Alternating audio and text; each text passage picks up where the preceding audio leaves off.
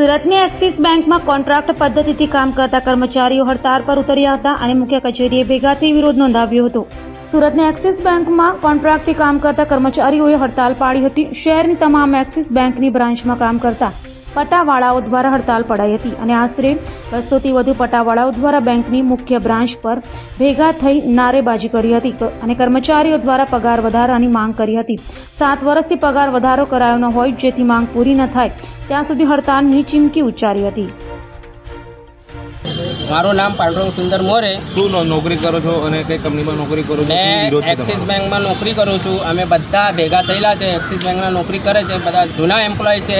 છેલ્લે 15 વર્ષથી કામ કરે છે પણ અમારું પણ છેલ્લે 7 વર્ષથી પગારમાં 1 રૂપિયાનો વધારો નહીં કર્યું। બરાબર હડતાલ ચાલે છે એના માટે અમે 4-5 વર્ષથી અરજી આપેલી છે।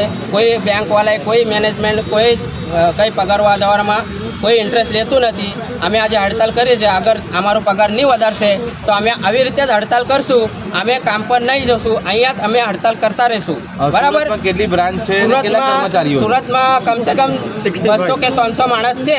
બરાબર ઓલ ઇન્ડિયામાં સ્ટ્રાઇક ચાલે છે। બરોડા, અહેમદાબાદ બધી જગ્યા ચાલે છે પણ એક્સિસ બેંકની મેનેજમેન્ટમાંથી કોઈ બી ઊભા નહીં થતું।